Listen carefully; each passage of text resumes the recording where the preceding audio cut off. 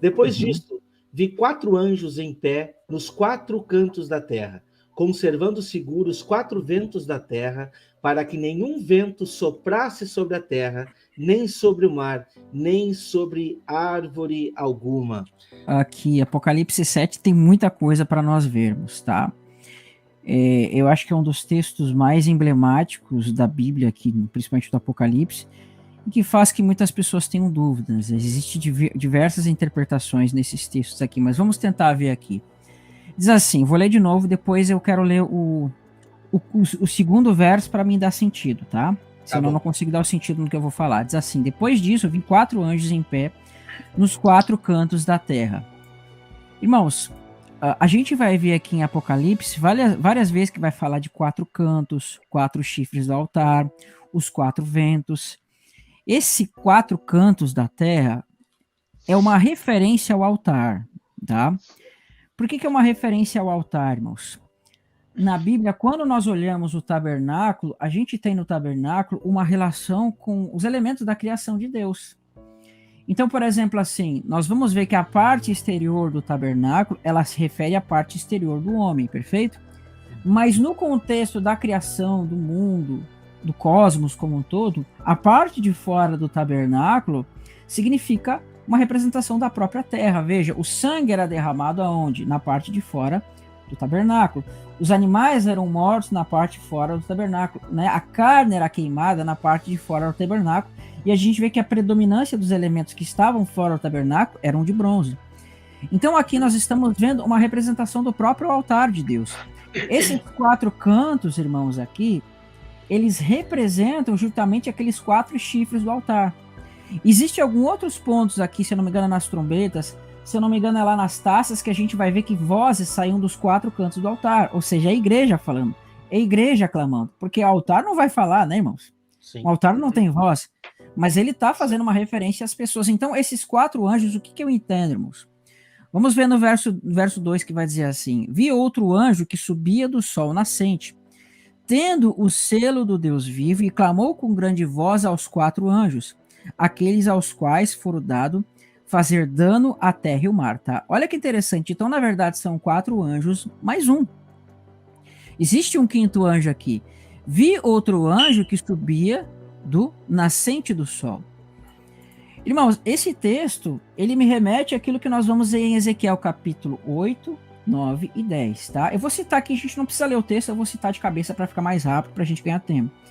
Você que está vendo aqui a live na sua casa, depois você vai ver na sua Bíblia, o capítulo 8, 9 e 10 de Ezequiel, nós vamos ver que ali vai aparecer aquela imagem, onde nós vamos ver que Jerusalém está lá cheia de abominações, cheia de idolatrias, onde os homens estão escrevendo nas paredes imagens de animais abomináveis. Lá Deus está fazendo uma referência para mostrar o que estava no coração do homem. Nós vemos aquela imagem dos filmes que está vindo da Babilônia, os homens virados para o lado do sol, tudo isso. Mas naquele contexto, quando você avança um pouquinho mais do capítulo 9 para o capítulo 10, nós vamos ver que vai aparecer um homem, e esse homem ele vai ter um tinteiro. E esse tinteiro, ele vai começar a escrever na fronte daquelas pessoas que não estavam aceitando as abominações que estavam sendo feitas em Jerusalém. Então, são ligações de contextos. Você precisa olhar para aquele contexto lá, que ele é um pouco histórico, um pouco profético, porque a gente não vê aquilo acontecendo no contexto histórico. Então, ele é mais um contexto talvez profético. Pode ter acontecido na história? Pode. Mas ali é uma relação profética que você vê lá naquele contexto para você entender aqui.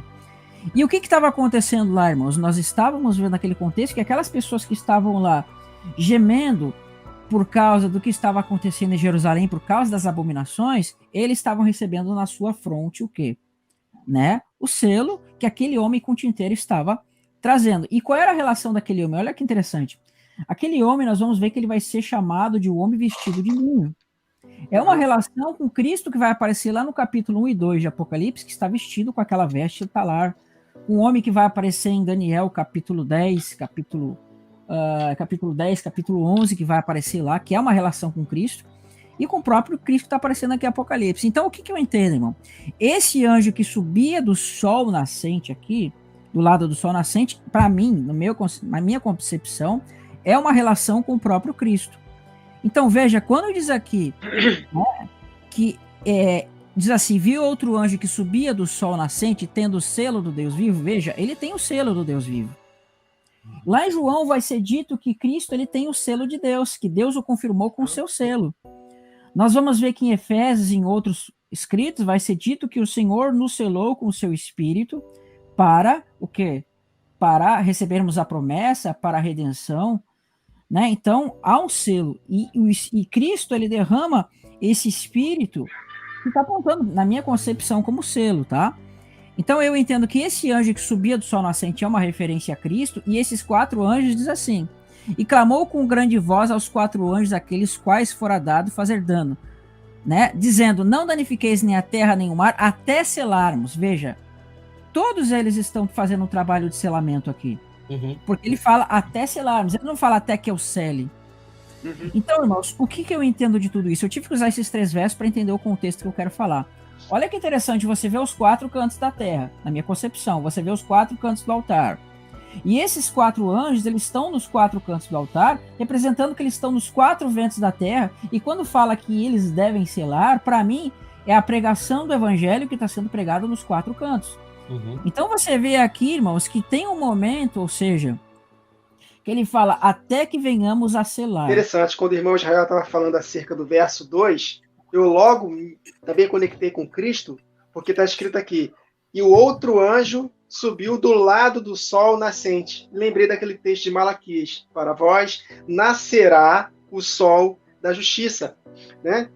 E esses 4 anjos nos faz lembrar o que nós meditamos acerca dos 4 seres viventes que apontam para a igreja, né? Então, os 4 seres viventes, a igreja, né, preparada para a última semana.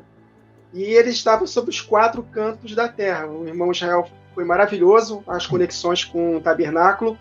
Isso também me fez enxergar o seguinte, que não vai ser somente em Jerusalém, mas vai ser os 4 cantos da terra. Eu creio que essa chuva serôdia vai abranger os 4 cantos da terra, vai abranger todas as nações, retendo os 4 ventos da terra. Esses 4 ventos da terra, em Zacarias nos diz que são os grupos de cavalos, os selos que nós meditamos aqui, os 4 primeiros selos. Então, o cavalo branco, que é Cristo, esse sol nascente aqui, ele sai vitorioso para vencer, outorgando as 2 testemunhas. Então, nós temos a autoridade para soltar esses 4 ventos da terra, que são esses 4 cavalos, para o cumprimento da última semana de Daniel. Eu acho interessante aqui essas conexões que os irmãos trouxeram, relacionando todo aquele contexto que nós já trabalhamos nos episódios anteriores. 4 querubins, 4 selos, 4 cavalos, que são os 4 espíritos, agitando os 4 cantos da terra, né? Agitando o grande mar, lembrando de Daniel 7, verso 2, que esses 4 ventos agitam o grande mar, povos, línguas e nações, e existe um trabalhar de Deus, né, na humanidade, e por isso que nós precisamos entender que aqui no verso 1 aqui, de Apocalipse 7, diz que são retidos os 4 ventos da terra, para que nenhum vento soprasse sobre a terra, sobre o mar e sobre árvore alguma.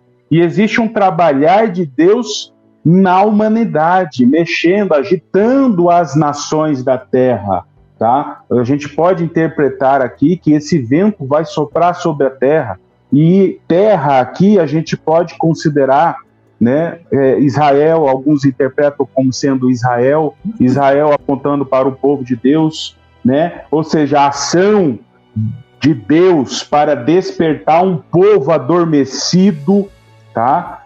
Também apontando aqui, o vento não vai soprar enquanto não estiver selado, o vento não vai soprar sobre o mar, apontando para o agitar das nações, povos e línguas, as nações ímpias também, né? E também sobre as árvores. E nós sabemos que lá em Isaías 40, onde no verso 3 diz, voz do que clama no deserto, preparai o caminho do Senhor, que é a ação das 2 testemunhas sobre a terra, que vai agitar essas nações. Lá diz que a glória do Senhor se manifestará e toda a carne verá. E lá diz que que toda a carne é erva, né? Apontando aí do agir de Deus sobre a humanidade. Mateus 7,17 diz que toda árvore boa dá bons frutos e toda árvore má dá maus frutos. Então nós entendemos aí muito bem isso, e a humanidade, nós percebemos, estamos testemunhando as nações cada vez mais atolados na iniquidade. Por que isso? Oi? Não, pode, pensei que você tinha terminado, desculpa, pode continuar. Ah, tá. Lembrando aqui que o irmão Israel, né, fez associação ao livro de Ezequiel, capítulo 8, e lá começa o seguinte: no ano 6º, no mês 6, só que no dia 5, e antes, e a gente sabe que o 666 aponta para a manifestação do anticristo, e lá Ezequiel 8 é mensagem profética para os últimos dias. Antes do 666, antes da manifestação do anticristo, haverá apostasia. E o que é que a gente percebe no capítulo 8, capítulo 9 de Ezequiel? Uma apostasia enorme, pecados escondidos dentro do templo, dentro de cada um dos líderes que lá estavam, e o Senhor mostrando o pecado de cada um. Ele mostrava o pecado e ele falou para Ezequiel assim: vai ter coisas piores que você vai ver. Ele mostrava outro pecado, e ele mostrava lá também a imagem de um ídolo que era adorado, que afrontava a Deus. E quem é que vai afrontar a Deus nos últimos dias? O anticristo, o chifre pequeno, que vai culminar na ascensão aí também, na construção de uma imagem. Então, Ezequiel 8 é profético, é importantíssimo a gente atentar para isso, né? O Senhor mostrou para o profeta os vários pecados escondidos, apontando para a apostasia. Então, você vê só, nesses primeiros versos aí de Apocalipse 7, a gente já consegue fazer várias conexões, e o Senhor vai ministrando os nossos corações acerca disso. O irmão falou do cavalo branco, alguns irmãos vão ligar lá com Zacarias, vão fazer a interpretação que o cavalo branco, por exemplo, é Cristo, outros vão fazer a interpretação que é 2 testemunhas, outros vão fazer com o anticristo, outros vão dizer que já aconteceu. Por quê? Porque nós temos muitas ambiguidades de interpretação, e aqui, em Apocalipse 7, nós temos bastante disso. Por quê?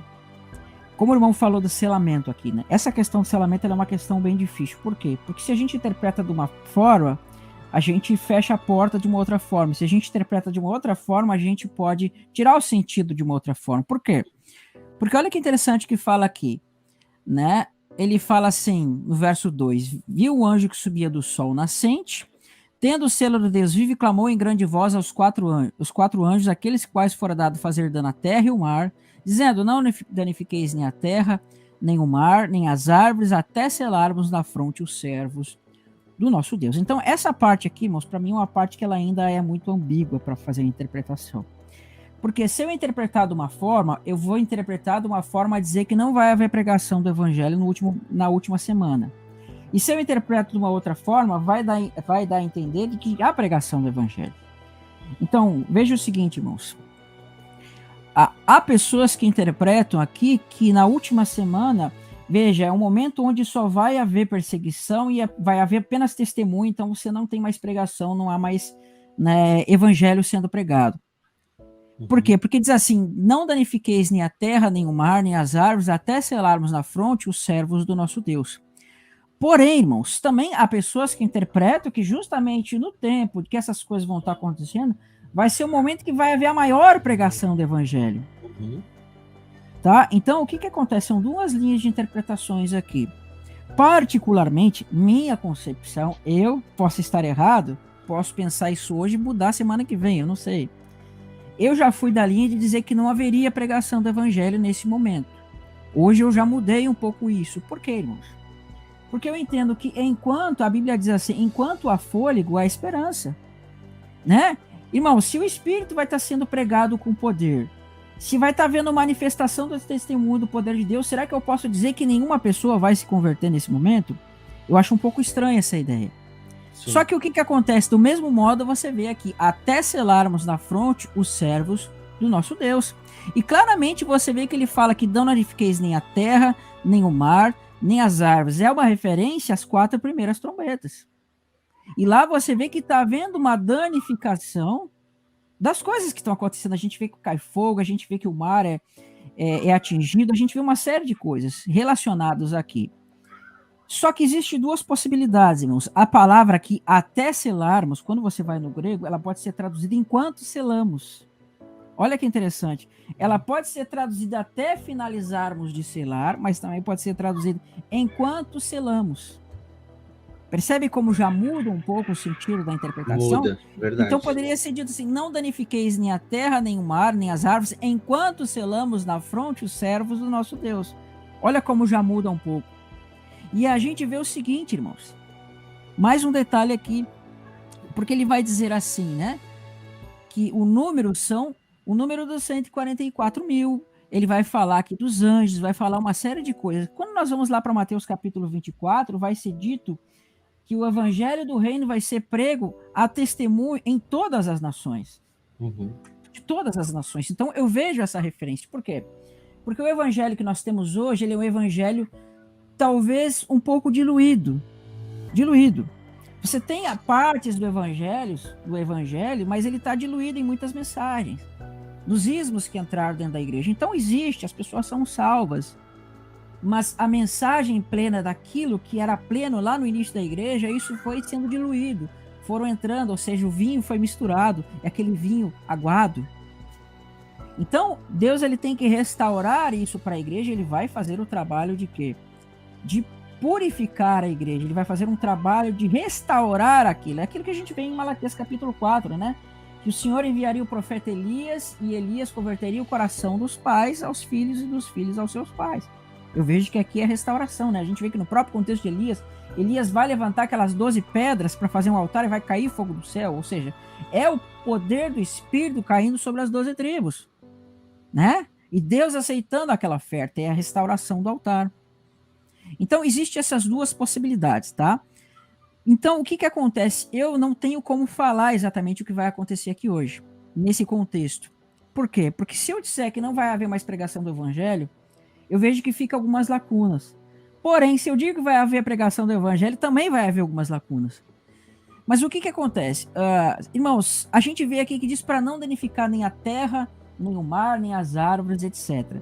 Seria esse danificar estar falando das trombetas que vão estar caindo sobre essas coisas, dos efeitos das trombetas?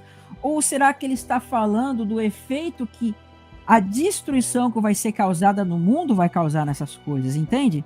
Porque as trombetas, elas causam uma terça parte daquilo que vai acontecer. Mas, né, a vinda do Senhor, de fato, destrói tudo, como um todo. Tá? Então, são duas possibilidades de interpretações aqui. Eu prefiro não falar se vai haver, ou se vai haver, porque eu posso falar uma coisa aqui e estar trazendo uma interpretação errada. Então, eu prefiro ser cauteloso nisso daqui. Perfeito. Porque na minha concepção, irmão, enquanto, né, Jesus não veio, para mim faz mais sentido de que haja a pregação. Claro que a gente vai contra lá um texto que vai dizer assim, né, que quando diz assim, à meia-noite, eis que vem o noivo, você vê, já não é mais o momento de encher as vasilhas. Aquele que tem o azeite, né, é que vai ser salvo. Aquele que tem o azeite é que vai encontrar o Senhor. Você pode usar para dizer que não, deu o tempo do selamento, tá? Aí quando você vai lá para, acho que é para quinta trombeta, que diz que lá que se levanta os gafanhotos, diz que eles não podiam atacar, eles não podiam fazer mal àqueles que têm o selo de Deus. Então ali já aconteceu um selamento. Sim. Será que ele fala da totalidade do povo de Deus, fala de uma parte do povo de Deus? Interessantíssimo. Né? Então existem essas questões, tá? Não, amém. Ô, irmão, posso fazer só um comentário sobre os ventos? Não, fica à vontade. Tá, então olha só, o que acontece aqui, vamos lá. Diz assim, vi outro anjo que subia do sol nascente, tendo o selo de Deus, e clamou com grande voz aos 4 anjos, aqueles quais fora dado fazer dano à terra. Não, é o primeiro verso. Depois disso vi 4 anjos em pé nos 4, conservando seguros os 4 ventos da terra. Lá em Daniel, irmãos, Daniel capítulo 7, inclusive Daniel 7 também, né? Daniel 7, verso 4, eu acho que deixa eu ver aqui. Um pouquinho mais para trás. Olha só que interessante, isso aqui é muito tremendo. Verso 2. Falou Daniel, disse, eu estava olhando durante a minha visão na noite, eis que os 4 ventos do céu agitavam um mar grande. Irmãos, É uma relação aqui também. Sim. Né? Então, o que acontece? O irmão ali falou muito bem sobre Zacarias, né? Eu entendo que Zacarias, ele vai falar uma relação dos cavaleiros ali, tá? A gente vai ver que vai falar do cavalo vermelho, ele fala de cavalos, né? Até dá um sentido de carroças, mais cavalos, cavaleiros, enfim. Ele vai falar dos cavalos vermelhos, cavalos pretos, cavalos brancos e cavalos baios. A expressão baios ali tem um sentido de amarelo com verde, alguma coisa assim. E a gente vai ver que ali vai mostrar toda essa relação, né? E em um dos capítulos, não sei se é o 3 ou se é no capítulo 6, vai dizer que aqueles cavalos são os 4 ventos do céu que saem diante do Senhor e percorrem toda a terra. E é muito interessante, irmãos, que o cavalo vermelho, olha que legal, o cavalo vermelho, ele, lá em Apocalipse 6, ele é aquele que tira a paz da terra, né? Uhum. E quando você vai para Zacarias, a gente vê que o Senhor está falando palavras boas sobre Jerusalém, palavras, né, de bênção sobre Jerusalém, e ele pergunta para os cavaleiros, o que vocês fizeram? Não, nós rodeamos a terra, nós andamos pela terra e vemos que ela está toda em paz.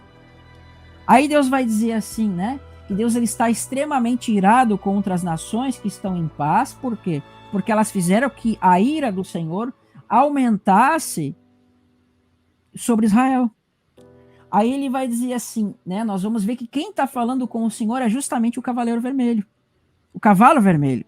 Uhum. Então nós vemos lá em Zacarias que as nações estavam em paz, Deus estava irado com essas nações que estavam em paz porque elas fizeram com que a ira de Deus sobre Israel aumentasse, e aí ele mostra o cavaleiro vermelho, o cavalo vermelho, e ele que vai falar isso. Então veja, lá em Zacarias a gente vê que as nações estão em paz, mas lá em Apocalipse 6, esse cavaleiro vermelho, ele sai para tirar a paz da terra. E aí a gente vê que nesse contexto está sendo dito que eles são os 4 ventos que percorrem a terra. E tem um texto que diz ali que, se eu não me engano, o cavalo branco e o cavalo preto, eles vão para a terra do norte, e Deus vai dizer assim, olha, né, os que vão para a terra do norte são aqueles que vão, né, são aqueles que vão fazer com que o meu espírito repouse sobre a terra do norte. Só que aqui tem um problema, irmãos, essa tradução ela está um pouco equivocada. Por quê? Porque a tradução ali, espírito, na verdade, a expressão ali é ruach. Só que quando ela é associada com algumas outras palavras que estão no hebraico, não significa necessariamente o espírito do Senhor, a unção do Senhor.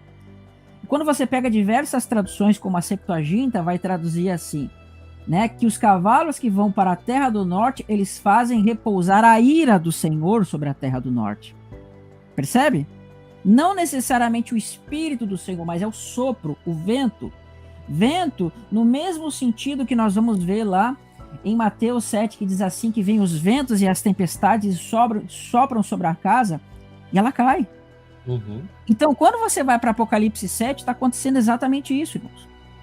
Por quê? Nós estamos vendo aqui que os ventos estão sendo retidos. E essa expressão vento é a mesma expressão que vai estar falando em Zacarias, que vai repousar sobre a terra do norte. Então o vento lá é vento de ira, vento de destruição, tempestade. Então esse vento aqui, olha que interessante que vai aparecer aqui. Vamos olhar aqui, tá? Tem várias interpretações para vento. Falou Daniel e disse, eu estava olhando durante a minha visão da noite e eis que, que os 4 ventos do céu agitavam o mar grande. Então nós vamos ver que em Zacarias os 4 ventos do céu está associado aos cavaleiros. Porém, irmãos, aqui existe uma questão. Lá no Apocalipse a gente vai ver que vai haver uma referência disso nos 4 cavaleiros, perfeito? Mas por que em Daniel aqui então está aparecendo esses 4 ventos se os 4 cavaleiros eles aparecem só no final? No sentido deles se manifestarem. Irmãos, aqueles 4 cavaleiros, eles representam algumas coisas que estão na Escritura. A gente vê que sempre Deus agiu para trazer castigo, para trazer repreensão por 4 tipos ou 3 tipos de peste, que era a fome, era a guerra e era a peste. A gente vai ver essas 3 relações, essas 4 relações, justamente onde naqueles cavaleiros. E aqui tem muito interessante que ele fala assim, agitavam o mar grande. Deixa eu ver a expressão aqui. Para agitar, é a expressão literalmente guiar, que significa agitar, afetar, né? Esse mar grande aqui, irmãos, se você analisar na escritura, ele é uma relação com o mar mesmo, tá? Qual era o mar, irmãos? Que todas as nações ali do Oriente Médio, basicamente, elas fazem o seu comércio, né? Irmão, o mar Mediterrâneo, ele vai ser na Bíblia chamado de Mar Grande. E praticamente todas as nações são banhadas lá no Oriente Médio por esse mar. Nós vamos ver que o Império Macedônico ele vai se utilizar desse mar para fazer os seus comércios. Nós vamos ver que Tiro, nós vamos ver que Sidom, nós vamos ver que a Turquia, nós vamos ver que Babilônia fazia comércio com as outras nações dos outros lados do Oriente e do Ocidente por meio do mar Mediterrâneo. Todas as nações, irmãos, estão de uma certa forma ligadas a esse mar. Então, quando fala aqui que nações, que bestas se levantavam do Mar Grande, é uma referência, sim, a nações. Existe um grande mar que fala de pessoas que se levantam do mar, como a gente vê em Apocalipse capítulo 13, que fala da besta que se levanta do mar.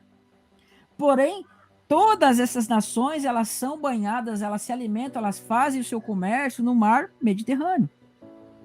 Então, a gente vê que todas essas nações, praticamente, elas têm uma ligação com o mar Mediterrâneo. Ok? Espiritualmente, nós vemos que fala povos, tribos, línguas e nações, mas fisicamente todas essas nações tiraram o seu poder também do mar Mediterrâneo. Deus sempre, quando ia falar de nações, falava das nações que faziam comércio no mar. Tiro, etc. Você pode pegar no mapa, você vai ver ali o mar Mediterrâneo, tudo mais ali, né? E aqui fala que eles agitavam o mar, né? Aqui você tem já o sentido mais espiritual do agir de Deus. Irmãos, nós não estamos vendo aqui nesses dias agora, olha que tremendo. Nos nossos dias que nós vivemos mesmo, nós vemos que, por exemplo, a Rússia, ela quer tomar poder sobre a Ucrânia, por quê? Porque nós vemos que ali a Ucrânia, em regiões ali deles mesmos, tem saída por Mar Negro, e quem tem saída para o mar tem muito poder. As nações mais poderosas têm saída para o mar, e do Mar Negro você tem a saída para onde? Para o Mar Mediterrâneo. Percebe? Então, é justamente o quê? Querer tomar posse disso. Então nós percebemos que Deus, quando fala aqui que o mar estava agitado, ou seja, as nações estavam agitadas, e o que faz as nações se agitarem? O que faz os impérios se levantarem, irmãos? Se você for ver na história, os impérios eles se levantam para tomar posse de poderes de outras, né, nações e tudo mais. E o que faz isso, irmãos? Quando vem doenças sobre impérios, esses impérios agora eles têm que tomar mais território para aumentar o seu poder. Quando vem fome, eles precisam, sabe, tomar posse de outros territórios para plantio, para tudo mais. Os vikings, por exemplo, que vieram da Escandinávia e de outros países, eles precisaram vir da sua região para tomar posse de outros territórios, porque eles precisavam plantar. Eles queriam ter uma terra melhor, mas aonde eles ficavam não era bom. Então eles tinham que ir avançando. Veja, você vê a peste, você vê a fome, você vê tudo isso fazendo com que as nações, de alguma forma, tinham que se mexer e umas vão contra as outras. Então Deus está agitando, é o agir de Deus. Então eu vejo que o mesmo que está acontecendo aqui no passado vai começar a agir lá no futuro. Deus ele vai começar a liberar esses cavaleiros, seja como for a sua interpretação, mas ele vai liberar esses cavaleiros, e a gente vai ver que justamente quem vai falar vem e vê são os 4 querubins. E os 4 querubins eles vão dizer assim, ó, vi um cavalo branco, né, abriu o seu primeiro selo e viu um cavalo branco. Aí o querubim fala para João, vem e vê. Aí ele abre ali, o selo vai ser aberto, e aí João vê aquele cavaleiro branco. Depois segundo cavaleiro, terceiro cavaleiro, etc. Bem como o irmão aqui, Wagner, falou, né, a relação dos 4 anjos com os 4 querubins, e do mesmo modo, esses 4 querubins, eles estão associados, sim, né, à igreja. Porque Deus mostra em elementos ali, né, desses 4 querubins, elementos com a igreja. Então você vê que o primeiro cavaleiro, o segundo cavaleiro, está associado na ordem com aqueles 4 querubins, que vão estar aparecendo lá em Ezequiel também, junto com aquelas rodas. Vocês lembram disso? Né? Ali você tem uma figura da Arca de Deus, e nós vemos que lá em Apocalipse está aparecendo o trono do Senhor, né? E então tem todas essas ligações, tá? Então aqui em Daniel 2, eu vejo que Deus ele está agitando, e esse agitamento vai fazer com que apareça aqui leão, né? O urso, leopardo, e vai fazer com que apareça também aquela besta. Aí em Apocalipse nós vemos que fala dos ventos que vão agitar, que vão soprar, e aí vai acontecer esses eventos do fim, tá? Eu vejo basicamente essas questões aqui. O irmão Israel trouxe muito bem a comparação com o altar. No livro de Ezequiel ali, está mostrando como que funcionava esse altar. A gente vai ver que esse altar, ele tinha 4 rodas. O altar tinha 4 rodas. E quando a gente olha para a palavra de Deus, tem um versículo que diz assim, né? O céu é o meu trono e a terra é o estrado dos meus pés. É ou não é verdade? Quando a gente vai lá para Ezequiel 1, a gente vê o quê? Aqueles 4 seres viventes, aqueles 4 animais andando como se tivesse 4 rodas. E aonde o Espírito impedia que eles fossem, eles iam, por intermédio da vontade do Espírito. Então a comparação que foi feita, ela é foi muito bem colocado, né? Porque a gente pode comparar assim esse altar, a gente pode comparar assim com a ação de Deus aqui, com tudo que está acontecendo. É muito boa a colocação. Eu trouxe um versículo que está lá, um capítulo que está lá no Ezequiel 7, do versículo 1 ao 8. A gente já leu aqui o capítulo 8, e este 7 vem trazendo um pouco mais sobre esse ponto que eu vou ler para vocês. Veio ainda a palavra do Senhor a mim, dizendo: Ó tu, filho do homem, assim diz o Senhor, Deus acerca da terra de Israel: haverá fim. O fim vem sobre os 4 cantos da terra. Agora vem o fim sobre ti, enviarei sobre ti a minha ira, e te julgarei segundo os teus caminhos, e farei cair sobre ti todas as suas abominações. Os meus olhos não te pouparão, nem terei piedade, mas porei sobre ti os meus caminhos, e as tuas abominações estarão no meio de ti. Sabereis que eu sou o Senhor, assim diz o Senhor Deus. Mal após mal, eis que vem. Haverá fim, vem o fim. Despertou-se contra ti o tempo, e é chegado o dia da turbação, e não da alegria sobre os montes. Então a gente consegue ver que o tempo está cercando, o tempo está se aproximando ali, e na verdade o que a gente está conseguindo ver é que está chegando o tempo da ira. E o que nos diz a palavra? Segura os 4 ventos, enquanto a gente não sela aí os do povo do nosso Deus, esses que serão os 144 mil. Segura, porque vai vir o tempo da ira, e o tempo da ira de Deus, ele é chegado. Por isso que a gente vê esses versículos apontando essa ira vindoura que Deus está derramando sobre a terra.